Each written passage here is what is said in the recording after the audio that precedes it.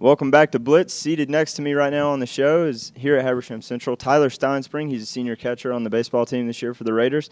Tyler, thanks for skipping class and being with us here on the show. No problem. Appreciate you having me. Now, Tyler, give us your baseball background. We know you play football also here at Hab Central, but talk about how long you've been playing baseball. Well, it's funny because I actually have a picture, and I was 4 years old, and I had a baseball bat in my hands. And really, ever since I can remember, I've been around the game in some form or fashion. I've played for a very long time. My first year in organized baseball was T-ball, and I guess that was when I was around 6. And ever since then, I've been playing. Baseball is a huge part of my family. My brother played, and it's just a huge part of my family, and it's been a lot. It's been a big part of my life. I'm glad you mentioned that your brother played. I'm pretty good friends with Andy, so I was going to give him a little shout out on the show. He played, and actually I just found out that he was on the first state appearance team here at Hab Central, and they went to the Sweet 16. So you have a chance to repeat that. But I'm going to put you on the spot here. Who do you think's better baseball player, you or Andy? That's a really tough question. Andy was a great baseball player, and one thing about Andy was he absolutely loved the game. I love the game too, but baseball was really the one sport that I love football and baseball, and Andy just absolutely loved the game. He worked really hard. He played first base, and I'm a catcher, so it's a little bit different. But so far throughout our high school career, he swung the bat better than I have. So maybe I can trump him this year. It's interesting. You're leading me into my next question for you because you mentioned playing football also, so you're kind of split between the two.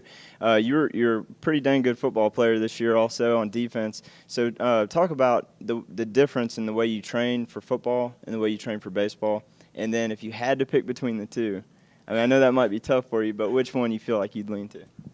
Well, football training football and baseball training. It's different and it's similar in the same ways. Really, you condition for both. Obviously, you run, you get your body in shape. But for baseball conditioning, it's more repetitions and triggering your fast twitch muscles and that kind of thing. And then for football, you lift bulk, but you also do repetition. And really, in baseball. Baseball is more of a precise sport. There's a lot of there's a lot of adjustments you have to make and that kind of thing. And football, really, you lift and you learn your things. But really, baseball is it's more repetition and it's more running, I would think, than football. Really, football to prepare for the season, you lift weights pretty heavily. You lift heavier weights and that kind of thing. So, core's a big part of baseball, and we work on our core a lot. So okay, but now you didn't answer the question. Which one's your favorite? To be honest with you, it's whichever season is. Right now, baseball would probably be my favorite. That's a good answer. But I can't choose between the two. I'm sure that'll make both your coaches happy too, hearing that. Talk to Coach about this a minute ago, but you got 11 seniors. That's pretty outstanding to have on one team. What is the team chemistry like from your point of view? I think our team chemistry is great, actually. We've been playing together since one guy on the team, Clayton Oliver and Jacob Ramilia, we've been playing together since we were 7 years old. And I've played with everybody since I was about 7 years old because we played in the All-Star team that year.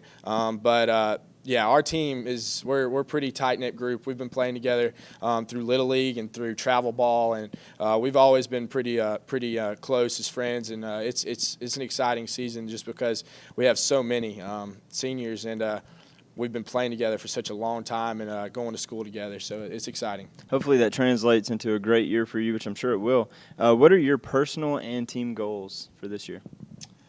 I would say personal goals is to do whatever I have to do to do my part on the team. It's just to carry my weight and make sure that my end of the deal is done and to the best of my ability and just try to help the team out and the best way. For a team goal, I would say, just as Coach Ack said, to have a winning season would be awesome, but to also go further than that and hopefully make the playoffs, I think that'd be a great thing. It'd really cap off a high school career for all of us seniors, and it would be something we would never forget. So something you could brag to Andy about also too, that he wasn't the only one that got to do that.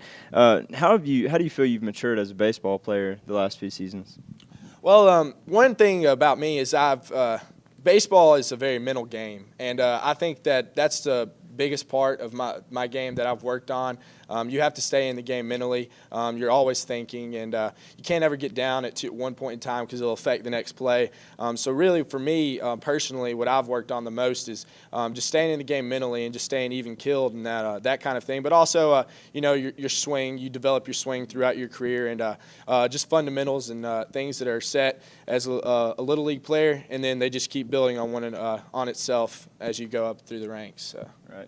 Right. Talk a little about your college plans at this point, whether it be football or baseball.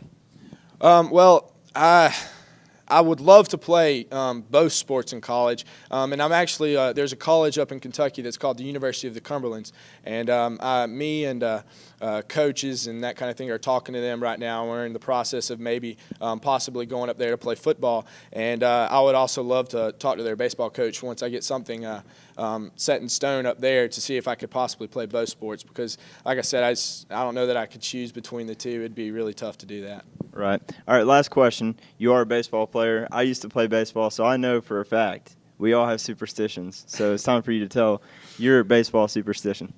Well, I don't have too many. Some of those pros, they have a lot of them. But really for me, the biggest one would probably be my batting gloves that I wear. If I'm hitting the ball well, I'll just wear both batting gloves on both hands or whatever's working. If I'm in a slump, I may take one off of one hand and leave it on the other hand and swap them back and forth until some starts working. And then there's times where I just take them off altogether, and if that's working, then I just leave them off. So it's really the batting gloves, and superstition really is a big part of baseball. So yeah, a lot of people have those quirks. But Tyler, thank you so much for being with us on the show. We appreciate it, and we hope you lead your team this year into the state playoffs. We're looking forward to it. Thank you very much.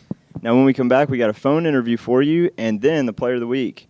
All that and more on Blitz.